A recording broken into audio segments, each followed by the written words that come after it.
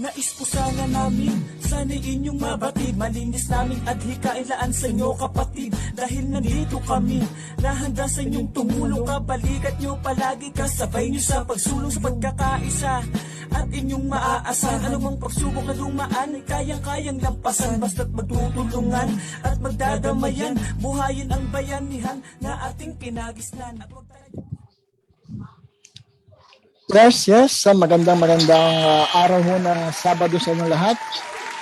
Muli na naman ho tayong nasa programa natin dito sa Kamustahan at Balitaan, Usapang Riders. Sa araw ho ng Sabado ngayon ho ay June 26. At ilang araw na naman ay July na naman. Ilang araw na, 4 na araw na lang.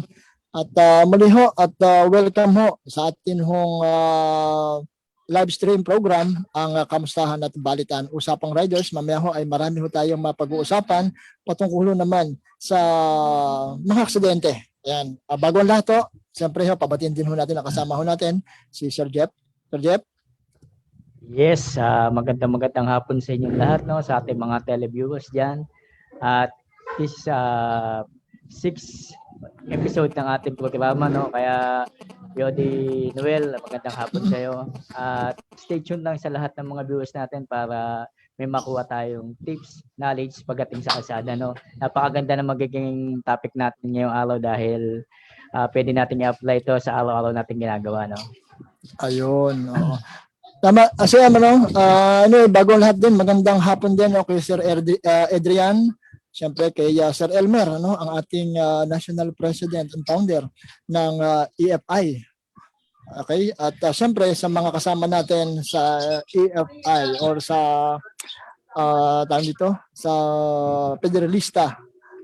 Magandang gabi. Siyempre, binabati rin natin ang magandang hapon ang mga kasama natin sa riding community. Siyempre, yung kasama natin sa Federated Calamba City Riders Club, sa United Riders Philippines, at siyempre sa Armas ng Motorista ng Pilipinas, sa Sara Riders Alliance, at siyempre sa Kabalikat Larknet Philippines. Sir Jeff, batiin mo muna yung ating mga ano natin dyan. Siyempre, unahin ko na muna yung aking mother club, no, ang URCP, no. Magandang hapon sa inyong lahat.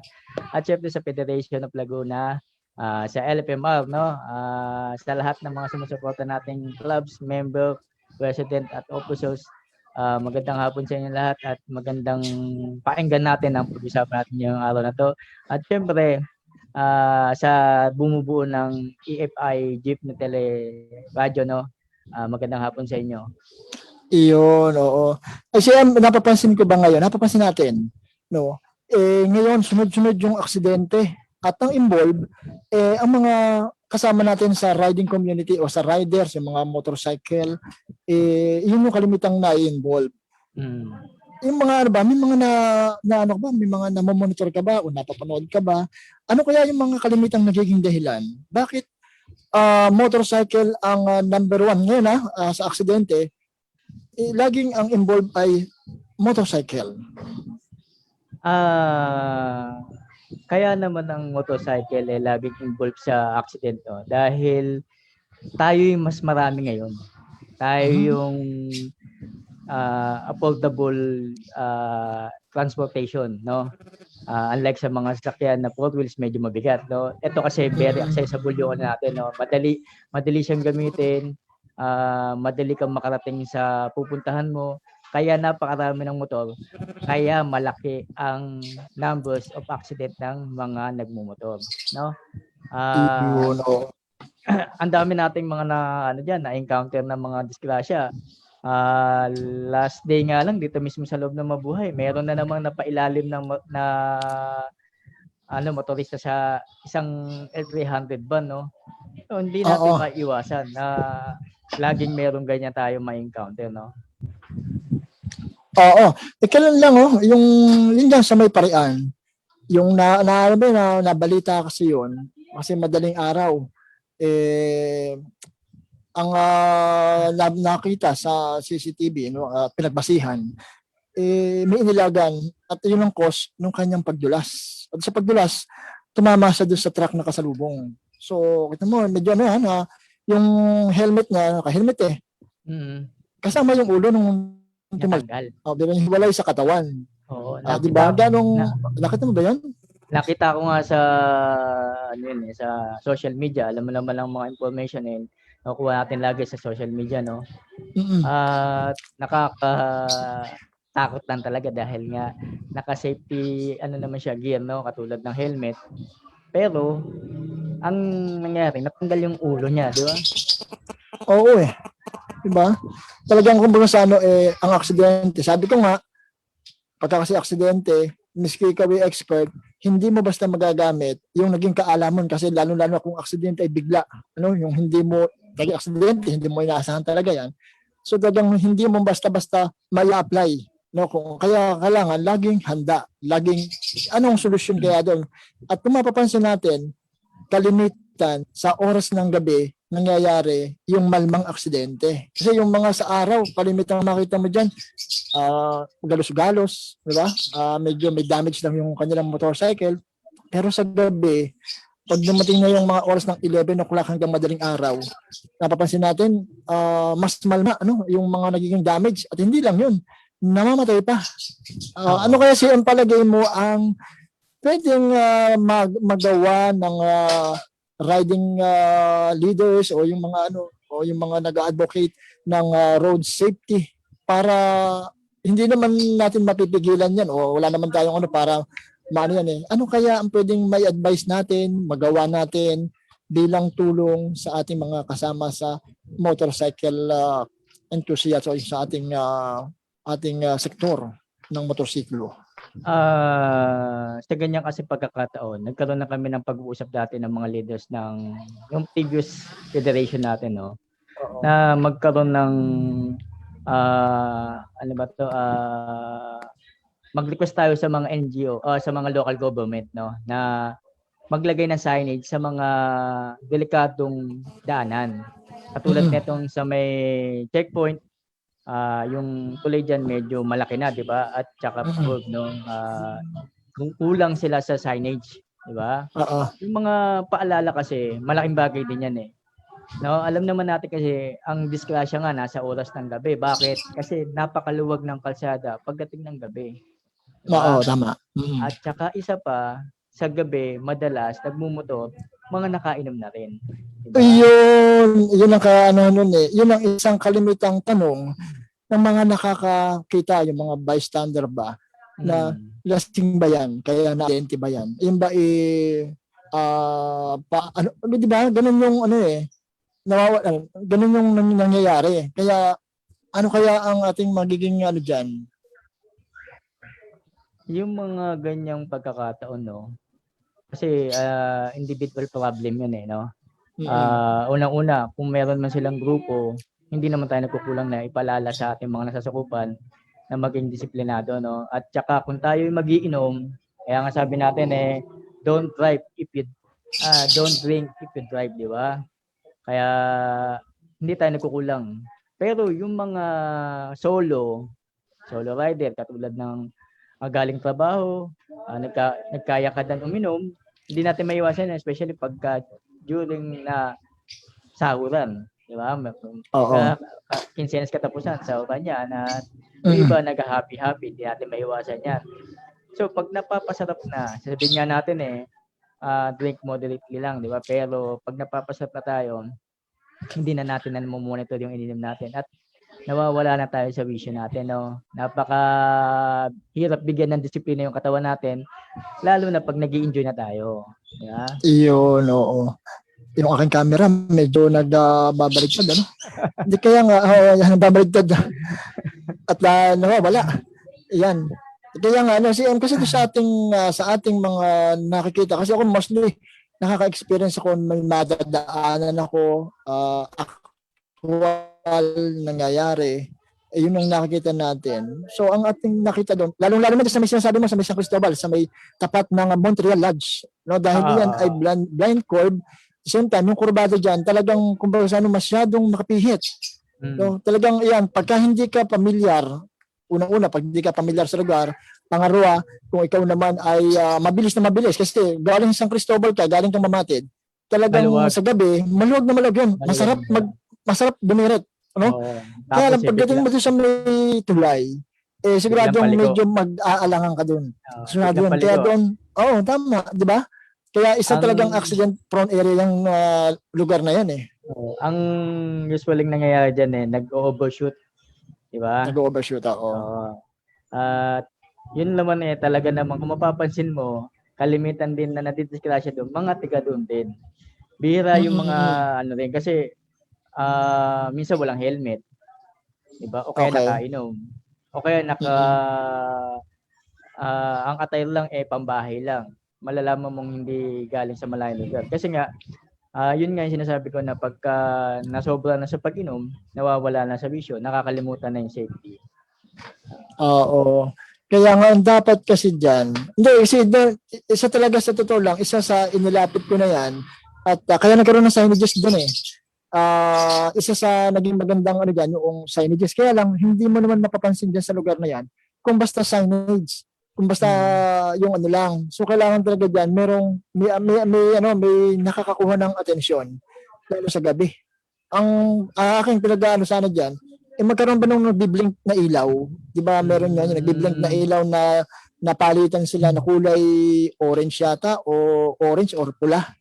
Para at least malayo pa lang, medyo na-alert orange ano? O ma-alert sila. Oo. Yun siguro ang isang magandang ilagay doon. Kasi maliwanag na sa lugar na ngayon dyan eh. Nalagyan na. Isa pang nakikita ko magandang solusyon dyan. Yung signage mo, wag lang letter. Lagyan mo ng picture na meron na aksidente. Diba? Kasi pag nakakita sila ng mga ganong picture o basihan na meron silang nakita na ganyan yung nangyari, na-alarm sila. Diba? At tumatatak sa isip na-alarma.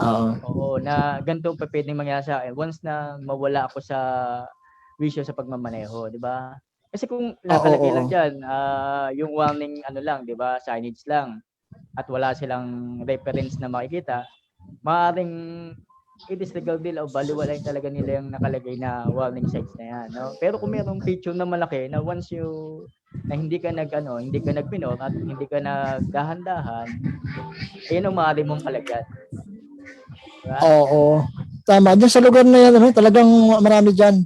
So kaya nga, yung panawagan niya natin sa mga kinaukulan na sino kaya ang dyan, na tama yung ating napagkukuntuhan na kung maaari, yung makakabigay atensyon, makakabigay atensyon para matuunan nila ng pansin na ito palang lugar na dadaan o dinadaanan na ito accident prone area at marami na talagang namamatay doon sa lugar na yun. Pero di ba sa mga enforcer tulad ng POSO, dapat nagkakaroon sila ng datos kung saan yung malimit yung may aksidente. At doon nila pinag-aaralan dapat kung saan dapat magkaroon ng mga warning signs na yung area na yun delikado kung magmamabilis ka, di ba? Dapat ganun Kasi sila yung binabagsakan ng mga datos, di ba? Samantalang tayo yung mga ordinaryong tao, lagi lang natin nakikita sa mga Facebook, sa social media na may accident sa ganitong lugar, may nangyari sa ganitong lugar. Pero dapat sa mga local governments o sa barangay na lang, 'di ba? Sa mga barangay area na lang, no? Na sila yung nakakasakop ng lugar kung saan yung merong prone accident, 'di ba? Na pwede nilang lagyan ng poste ng tao o ng barangay tanod nila para magmando ba, 'di ba? At kung makikita nila na na wala pa rin talagang disiplina at hindi sapat yung magkaroon lang ng guide at ang mga signage, siguro meron pang ibang paraan para maiwasan 'yan, di ba? Magkaroon ng checkpoint gabi-gabi. Oo. Di ba? Kasi magkaroon ng checkpoint. Diba? Yun ang isang hindi siguro ang nakita ko ganun, hindi lang sa lugar na 'yan, no? At kasi bilang isang sa Calamba dito kasi dito talaga kalimitang napapansin natin na talagang yun ang aking hinahanap, yung tinitingnan. Ano kaya ang magiging kasi bilang tayo concern sa riding community at the same time, siyempre, kahit pa hindi sila mga miyembro ng mga alyansa o mga grupo, basta siya nagmumotor, siyempre, concern tayo doon sa ginagalawan nila doon. Kaya ngayon ang hinahanap ko. Pangalawa, siyempre, yung maobserbahan natin. Lalo-lalo ako, araw-araw ko nasa kalsada, araw-araw tumatakbo. nakikita ko talaga ang problema din, kita mo sa kalsada, left and right, hindi mo malaman kung saan ka iilag. Kasi bakit yung sasakyan, yung motorsiklo, siyempre kahit saan sigip yan, kahit saan luwag yan, pipilit napapasok at papasok yan. Hindi yan para sumunod traffic. Siyempre yan, kung magka-counterflow yan, magka-counterflow. Bato-bato sa langit, huwag namang tatamaan yung mga magagalit, huwag magalit yung mga tinatamaan. Magka-counterflow yung mga yan eh. Ngayon, siguro isa rin sa kung habang nagpapa-road widening, nag-road widening naman, ba't hindi kaya maglagay sila ng motorcycle lane, no? Doon sa isang side, para at least naman, ang babantayan na lang, yung motorcycle lane na yun. Pagka may lumabas doon, di syempre, walang magagawa kundi huhulihin. Kasi sa safety naman sa safety naman yung ating paghahangad di ba? Ano kaya ang ano kaya proseso ng yung pagganon? Ang talong lang natin diyan kung magkakaroon ba ng motorcycle lane sa mga probinsya o sa mga national road, applicable ba? Diba? Kasi pag-aaralan nila yun alam naman natin na kahit tayong mga simpleng mamayan, makikita naman natin na hindi applicable. Dahil ang side ng kanan ay laging hintuan, yung loading and unloading. Siyempre, andyan din yung mga tao na nag-aantay. Tsaka yung para lang sa mga mababagal na sasakyan ng kanang parte ng kalsada, di ba? Ngayon, kung diyan tayo dadaan, at isa pang problema natin diyan, yung mga, di ba, nag-road widening niya. Pero maraming kalsada na nilakyan, pero hindi pa rin madaanan na maayos dahil maraming puno na nakaharang na hindi nila basta-basta pwedeng tanggalin. Diba? At hindi lang puno, pati mga poste. Diba? Kaya useless din yung pag-road widening ng mga local government dahil nga nakaharang pa rin yung mga katulad ng mga punong matatanda. Hindi agad basta-basta pwedeng tanggalin dahil nga hinihingan pa yan ng permiso. Diba? Totoo yan. Diba? Pagdating naman sa mga poste, hindi rin basta-basta nila yan ililipat dahil kailangan ng mahabang proseso dahil pag-aaralan pa yan kung saan dapat ilagay. Diba? Kaya useless kung yung sinasabi mo na motorcycle line, medyo hindi sa akin hindi siya applicable. Hindi, siguro yan. Hindi naman kasi pag i-request mo ngayon, iyan naman ay yun talaga ay napakahabang proseso dahil unang-una nga pag-aaralan yung committee dyan, kung sino man yung magiging committee dyan ng probinsya ba o sabihin ay local government ba na kasi may mga municipal ordinance, may mga city ordinance na pwede doon sa mga lugar nila magkaroon sila ng ganun sa bawat bayan, kung halimbawang ganun yung mangyayari, pag-aaralan niya yan, pag-aaralan ng committee yan kung applicable ba dito sa national road na magkaroon ng motorcycle lane, which is ang pinaghahandaan dito sa pagbubuo o paggagawa nito yung mabawasan yung aksidente, at maging yung mga motorcycle talaga makita mo kalat sa isang lane talaga makita mo napakadaming motor na pa-ese kasi nga siyempre single, madaling pumasok pagka may traffic, wala tayong magugulat, di ba? Wala tayong sariling daanan. Diba? Walang sariling daan. Kung meron sigurong kagaya natin, tayo ay isang legit na organisasyon within Laguna, within Calamba, within sa mga barangay, sa mga bayan natin. Kung magmarong ganun kayang mag-sponsor na isang, halimbawa sa Calamba lang, para hindi masyadong malawak, magbigay ng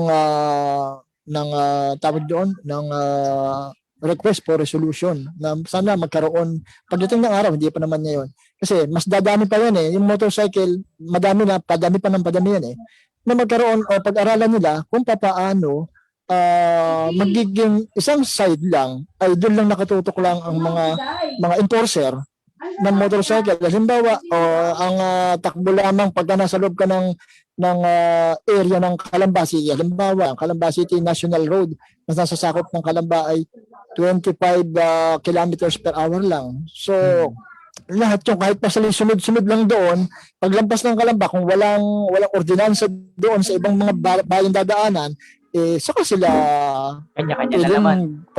Fast. Oo. Pero pag halimbawa sa lugar na to, may ordinansa o may motorcycle lane kami, inihanap namin ng lugar, di ba? Inihanap namin ng lugar kung saan pwedeng dumaan yung motorsiklo. At dito natin, halimbawa, kung hindi man sa kanan o kumuha ng isang side sa kaliwa, halimbawa, pag-aaralan naman nila yon. Tapos, yun lang ang tutok, di ba? Kahit nasa dikit-dikit, sunod-sunod doon, ay wala tayong magagawa kasi may ordinansa.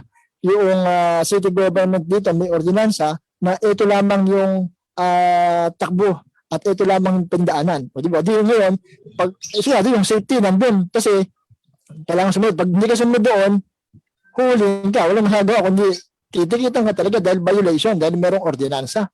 So, siguro yun isang magandang solusyon na para yung accident na dumadami na ang involved ay motorcycle, isa siguro sa solusyon yun. Kaya medyo mahabang proseso siya.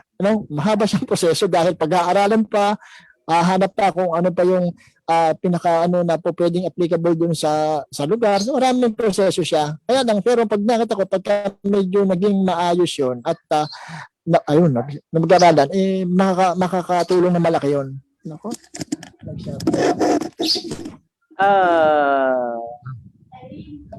Okay, shoutout muna tayo sa mga hangga't wala si BOD Noel, no. Okay, shoutout kay Sir Jason Legaton, no. Magandang hapon ni Sir at syempre kay Sir Aljon Fernando, shoutout din sa iyo. Si Aljon, at syempre sa kumpare natin ng napakagaling at napakahusay na leader, no. Si paring Kael, no. Shoutout sa iyo, pare.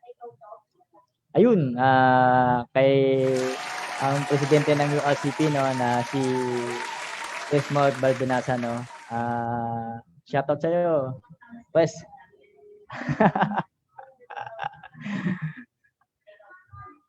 Ay, stay tuned lang kayo. Dapat bigyan niyo kami ng mga gandang mga pwede nating ma-share pagdating sa safety road, no. Nawala yung aking I'm sure rin, pare. Siyempre naman ikaw meron kami nakaset na ride sa darating na July 4. Iniimbitahan ka namin ni paring Alfred na jumoin sa Atimonan, no? Sama mo kami, ha. July 4 'yun. Isama mo na sa schedule mo.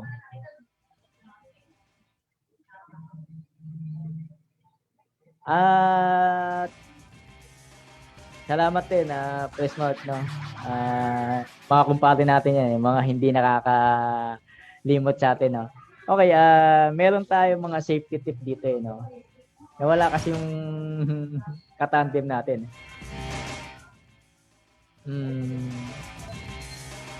E-bike, medyo mahirap. Alam ko malaki ang motor mo, meron kang big bike kaya hindi pwede ang e-bike.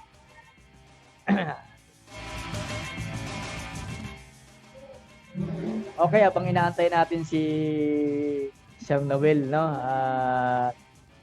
magbibigay ako ng mga ibang kung paano tayo makakaiwas sa discussion, no. Meron akong nakalatag dito na para sa road collision, no, maiwasan natin yung road collision, no. Ang usually kasi nangyayari diyan, tayo mga rider ang cause na aksidente na madalas ay napapabilis tayo ng gusto sa pagmumotor o kaya naman singit tayo ng singit o di naman kaya umu-overtake tayo, no. At kasama na rin dyan yung mga engine problem natin, no. Pero yung the usual na nangyayari ay yung mga human error, no. Ibig sabihin tayo mismo ang nagkaroon ng problema sa kalsada, no. Yun. At syempre bumalik na yung ating main host na ating programa. BOD Noel.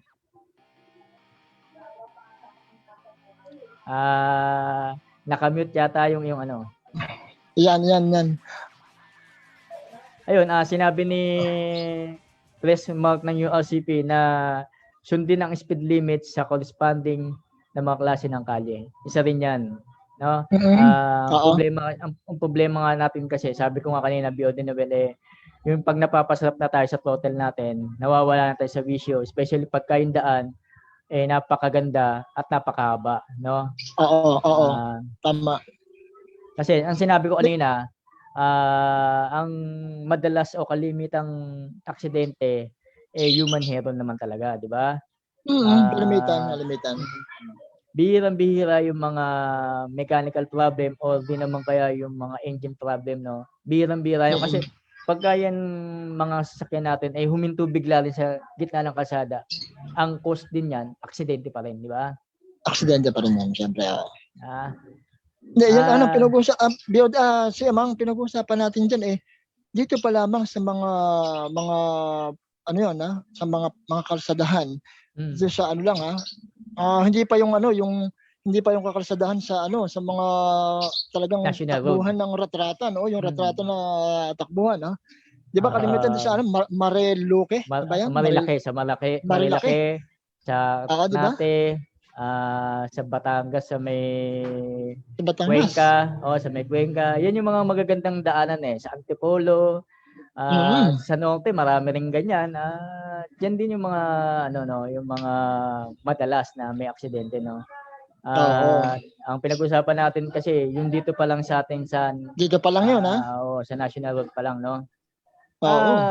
Yun. Yung pinag-usapan natin kung dapat bang lagyan ng motorcycle line. Sa palagay ko kasi mahihirapan tayo. Saan ba natin madalas na nakikita yung motorcycle line? 'Di ba sa mga sa 3 line, sa 4 line, 'di ba? Sa 2 line kasi actually nagtuloy lang sa atin sa National Road dahil nga nagkaroon na ng road widening, 'di ba? Road widening, pero nung nakakaraang mga dekada single line lang talaga 'yan, 'di ba? Kaya hindi siguro nila naisipan yan, pero hindi rin nila ini-expect na lolobo yung dami ng mga nagmomotor, di ba? Kaya yan sige, si M3 lang. Sige. Yun, yung sinasabi mo na kung magkakaroon ng implementation sa isang bayan na magkaroon ng motorcycle line, sa palagay ko malabong mapag-aralan yan. O mapag-aaralan pero malabong maaprubahan.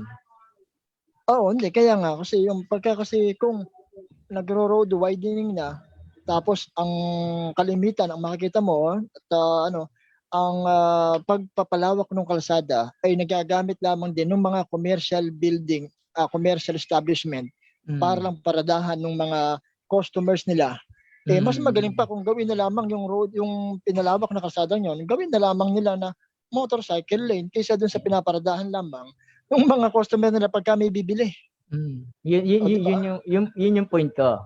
Ikaw na nagsabi na ginagamit ng mga customer ng mga establishment na parking area. Di ba? Ngayon, paano tayo dadaan doon kung merong naka-parking? Di ba? At saka isa pa, sasabihin na natin no parking area o no parking doon, may signage. Pero kawawa din yung mga may establishment na wala namang parking na matalala talaga mga parking area na doon lang talaga yung nila, di ba? Maraming maapektuhan at marami din na siguro mag-against kasi magkakaroon ng public hearing yan. Hindi naman pwede magkakaroon agad ng guideline na ilalabas nang walang public hearing. Kailangan talaga kunin nila yung suwestyon ng mga nasasakupan nila, di ba?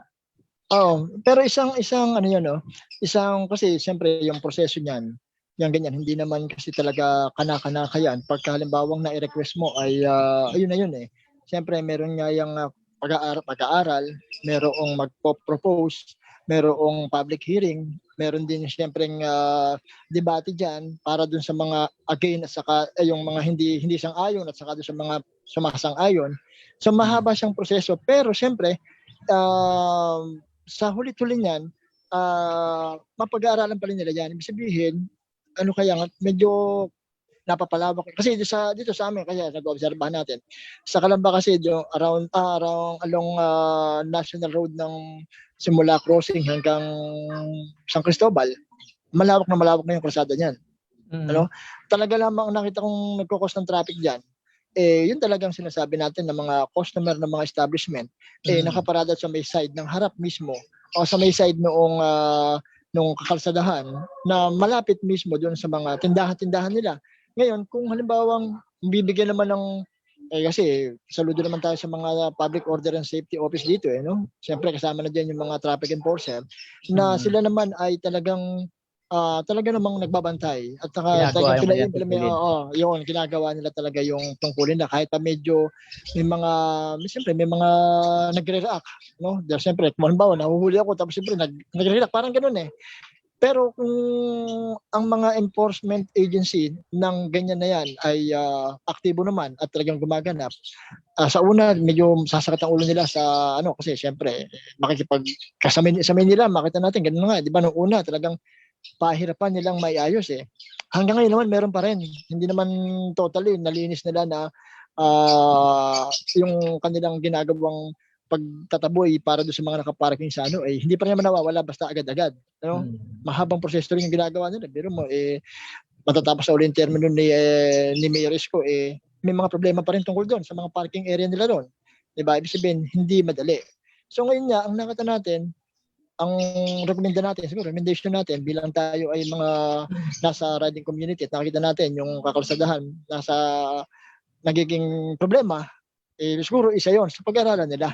No, kung meron mang magaling na magpo-propose doon, di mas magaling. Pero ang ating doon, ano kaya sa atin, sa side natin, no, bilang tayo ay mga leader, bilang tayo, no, hindi lang sa atin, pati sa mga kasama natin diyan, bilang mga leaders at may mga nag-a-handle ng isang organisasyon, ano ang maitutulong nila natin o lahat na tayo, mag-comment na kayo kung ano yung i-share niyo kung ano yan.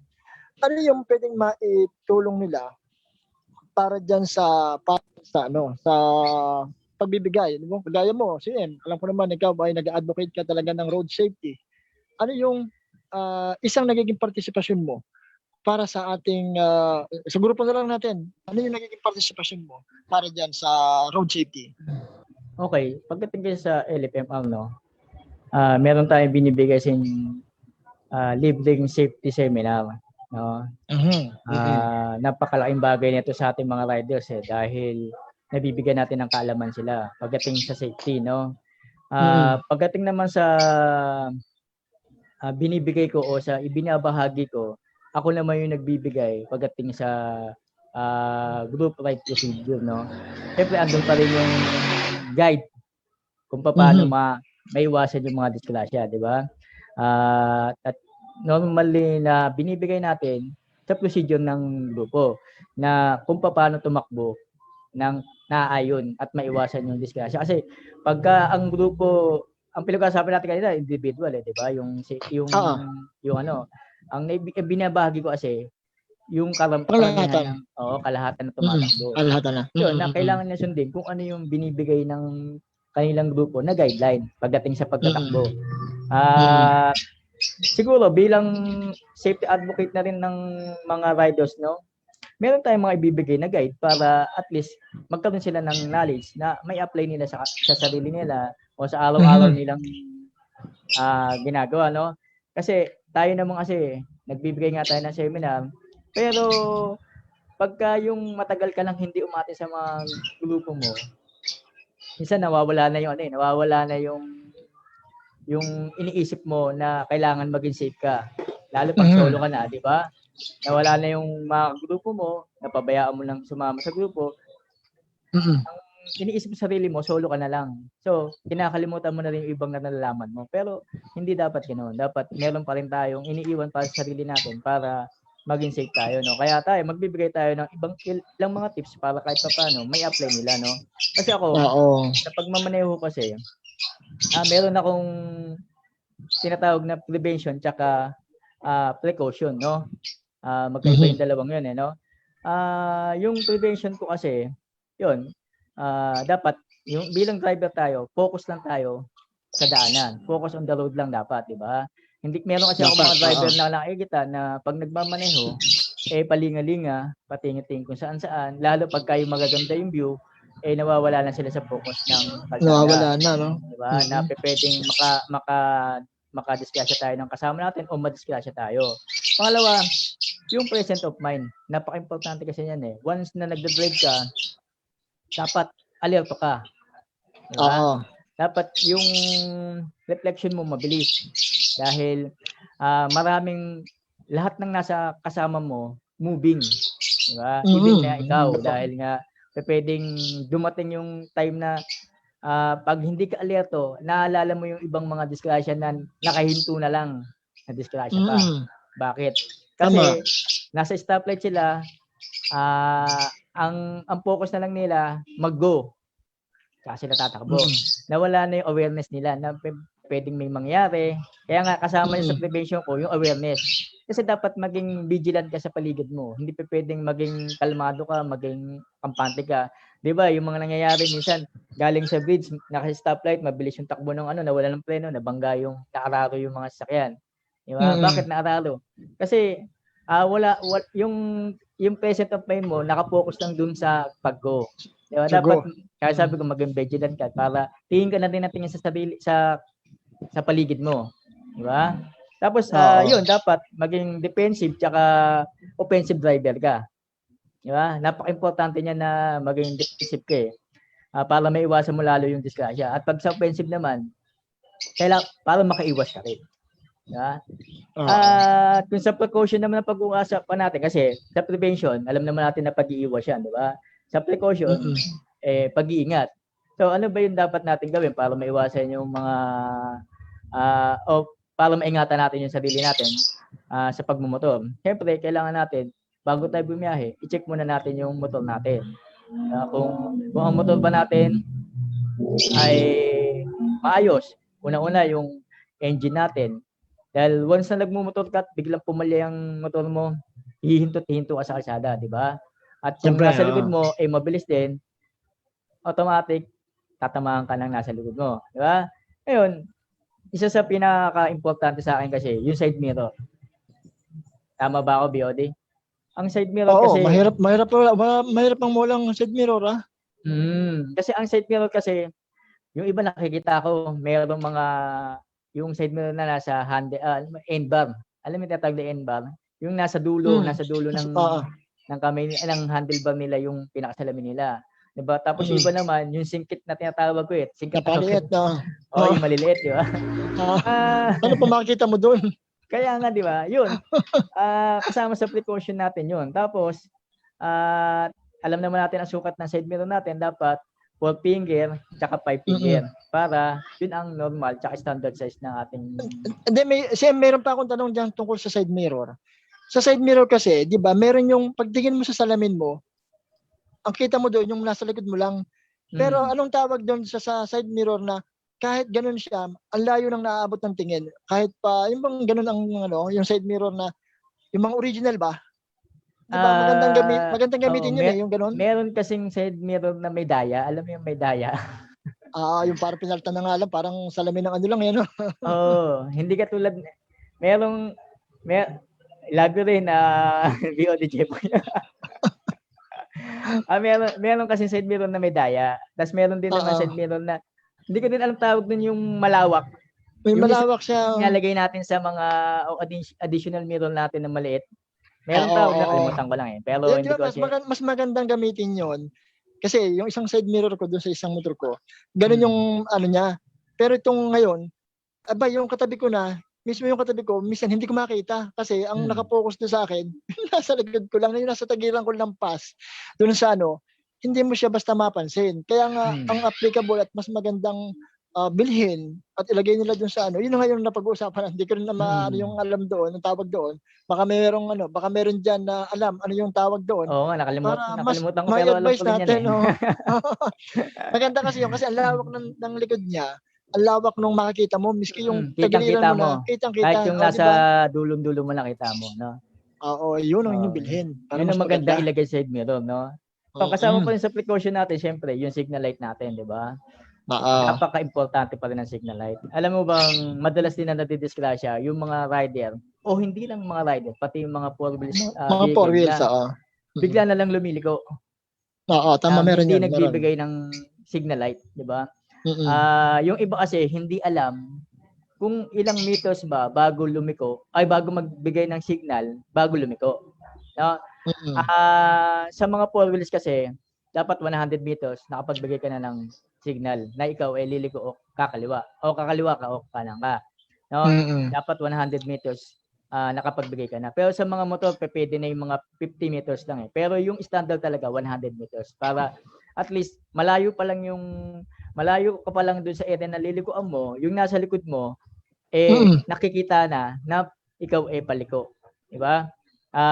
Kalimit na kasi biglang liko, yung isa, umovertake.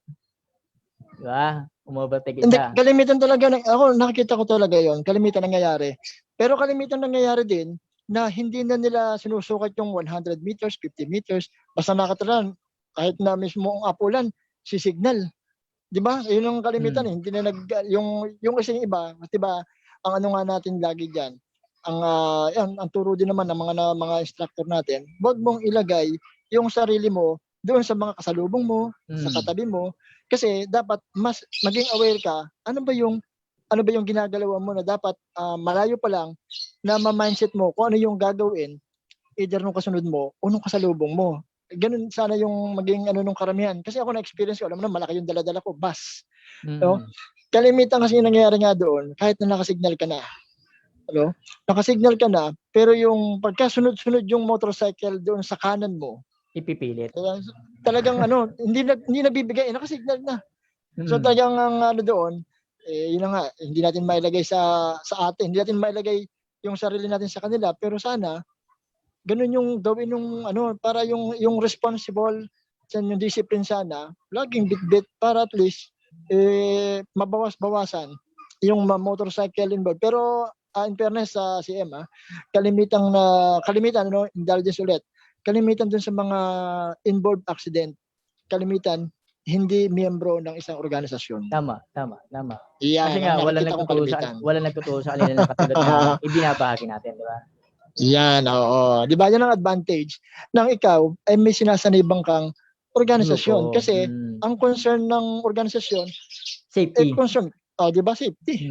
Number one, safety. Safety ng mga membro, di ba? Kasi ayaw natin na during ride, imbes na nag-enjoy tayo, nasa sitwasyon tayo ng meron na discussion kasama natin. Diba? Yes. Kaya nga yung limit ng ride natin meron, di ba? Usually nasa 80 kph lang talaga ang takbo ng isang grupo. Kasama lang natin sa precaution natin, syempre yung signal light. Tapos yung headlight natin, napaka-importante pa rin ng gumagana yung headlight natin. Meron ako nakikita ng mga headlight, napakahina. Kaya yung ibang mga enforcer natin, hinuhuli yung mga may LED, no? Pero pinapayagan na yan. Basta nasa standard procedure tayo, no? Syempre, isa rin sa importante talaga, yung busina. Ay, syempre, oo. Hindi ka pwede sumigaw na ikaw ay babangga. Di ba? Kailangan bumusina ka para makuha mo yung attention ng Kasi, madalas kasi sa discussion, no, pag tayo umovertake tayo, di ba? Ilagay natin yung sarili natin sa overtaking. Umovertake tayo. Tapos, nilapasan lang natin sa unahan natin ng walang abiso. Dapat pag tayo overtake, bago tayo umalangkada sa nasa unahan natin, bumusina tayo kahit isa o dalawa. At least makuha niya yung attention natin. Di ba? Kasi pag hindi natin nakuha yung attention niya, hindi mo rin alam, siya ikakaliwa rin. Nasa left side ka, di ba? Ano mangyayari? Disgrasya na naman, di ba? Disgrasya na naman yun. Kaya tayo, bago tayo umovertake, siguraduhin natin na nagbigay tayo ng warning dun sa unahan natin para at least makuha nila yung ating attention, no? Oo. At number one, tsaka talagang dapat maglagay ng busina.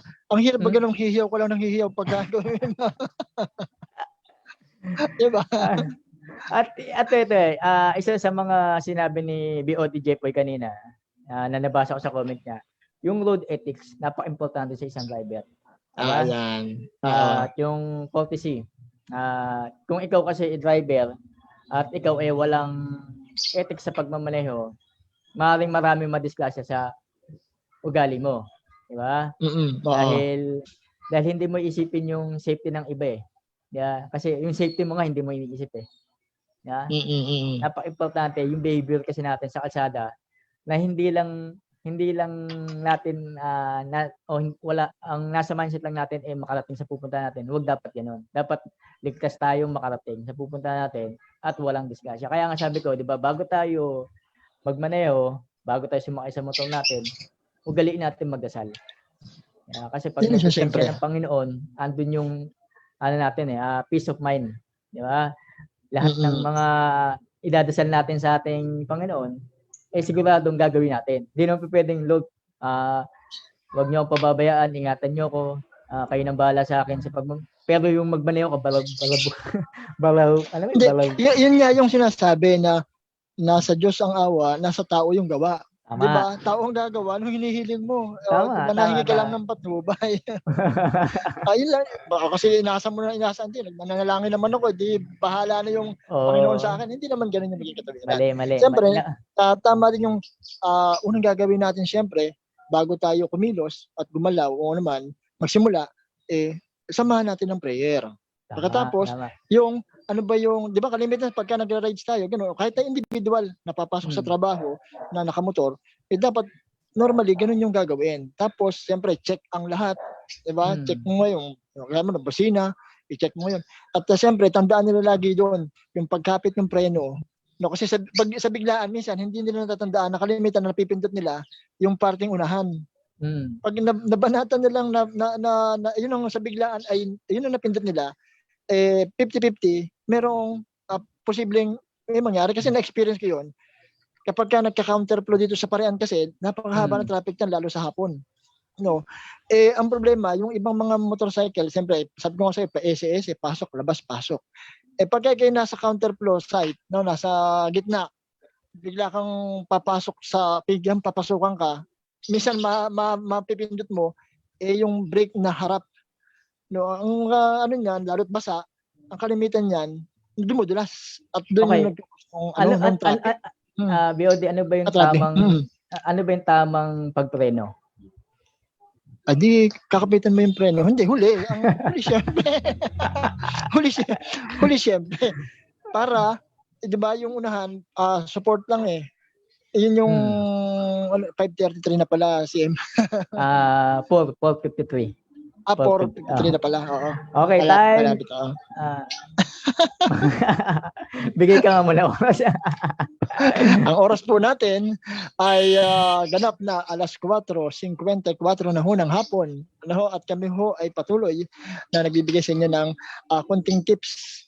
Ito ho yung naging topic natin ngayon dahil nakita ho natin na dumadami, nagiging madalas yung mga aksidente sa kalsada involving motorcycle.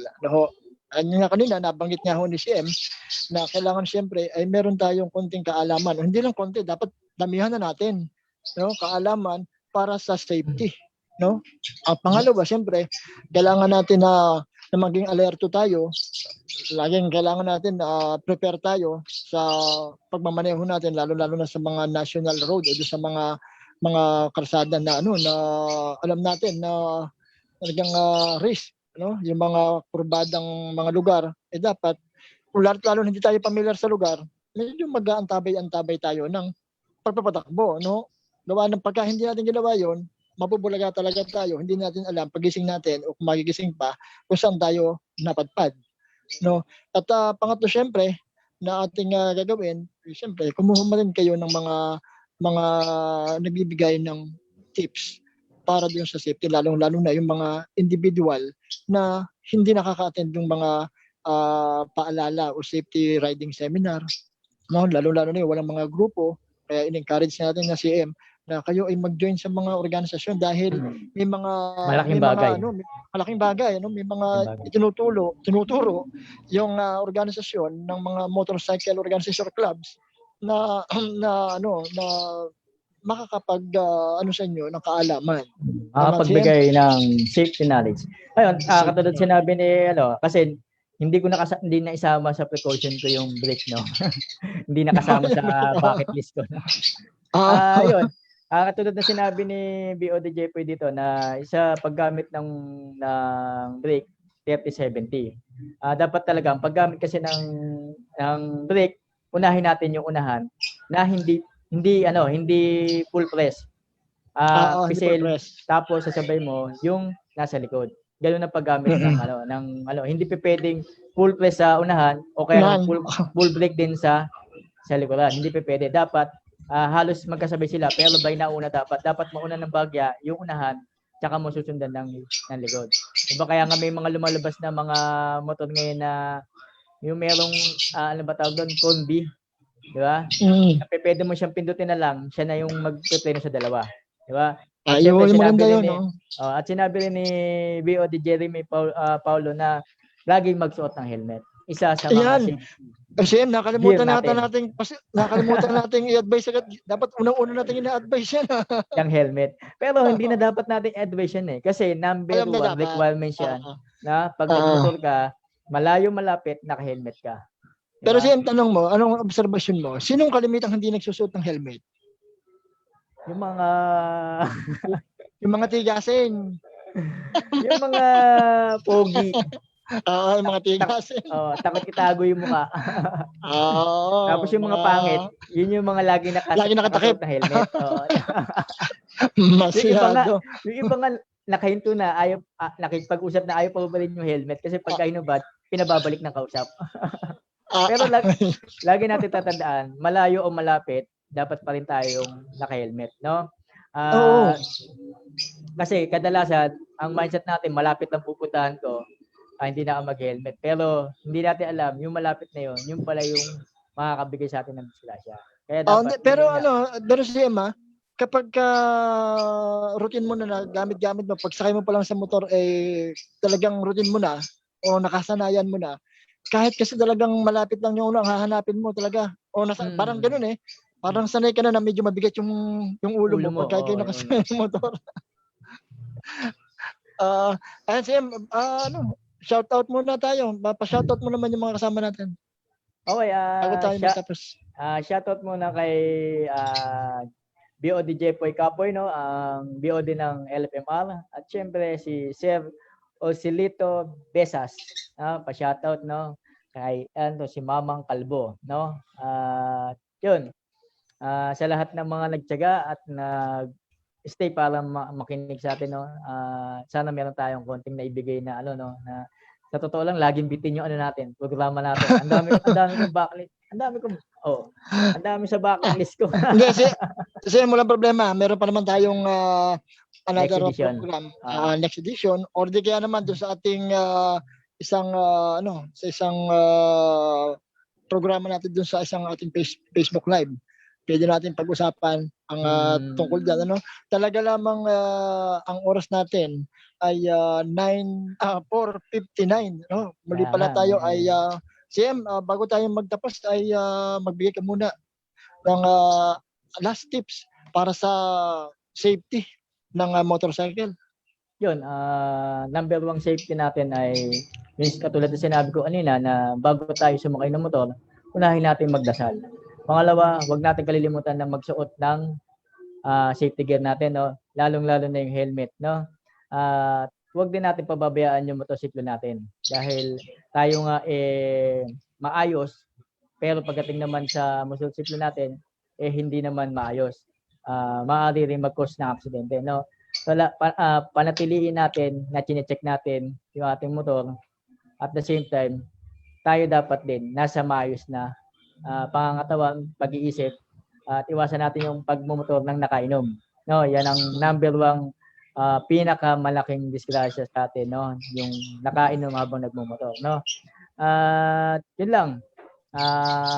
Siyempre gusto ko munang invite yung mga grupo diyan na libre sa July 25, inimbitahan ko kayo na umattend sa charity na gaganapin sa Kanlubang, at ang may pa-charity ay ang EARC, na sa panguna ni Pres Jomar. So, sa lahat ng available that day o isama nyo na sa schedule, Yun, muli ho, lagi nga hong, I think, meron na kayong napulot, sa aming pag-uusap at kwentuhan patungkol sa road safety, no? O yung ride safe na ho na ginagawa ho natin, nawa ay lagi ho tayong maging alerto, no? Be responsible pagka tayo ho ay nasa kalsada.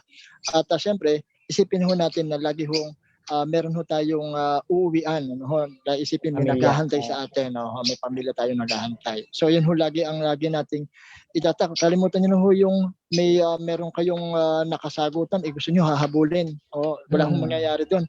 Baka kung saan lang kayo dalhin yan, no? Pagka hindi sa ospital, baka sa cemetery lang kayo dalhin yan. Kaya mas magaling ho yung magpaubaya na, no, dahil yan naman ho ay nakukuha sa ligo, nakukuha sa pahinga. Pagkatapos ho niyan balik na uli normal yung mawawala din ho yan. So muli ho, maraming salamat ho sa mga nanood. Maraming salamat sa mga sumilip sa ating live stream ngayon. Nawa ho sa susunod na Sabado sa another episode ho ng Kamustahan at Balitaan Usapang Rider Show ay samahan ho ninyo muli kami at open ho kayo na magbigay ng mga suggestion at ating babasahin ho yan. At welcome din ho kami sa lahat ho ng mga gusto na mag-share ng kanilang mga ideas, maging guest namin dito live dito ho sa aming screen para ho mapag-usapan ho natin at makapagbigay din ho kayo ng iba pang mga detalye, impormasyon at konting tips para ho sa mga kasama ho nating mga riders. So muli ho, maraming salamat ho sa lahat at magandang hapon. Magkita-kita po muli tayo sa susunod na Sabado. Mabuhay riding community. Kabalikan itatak mo sa puso't isip mo. Bukod sa aming kalooban ng pagtulong at kasama nyo ang kabalikan sa pagsulong.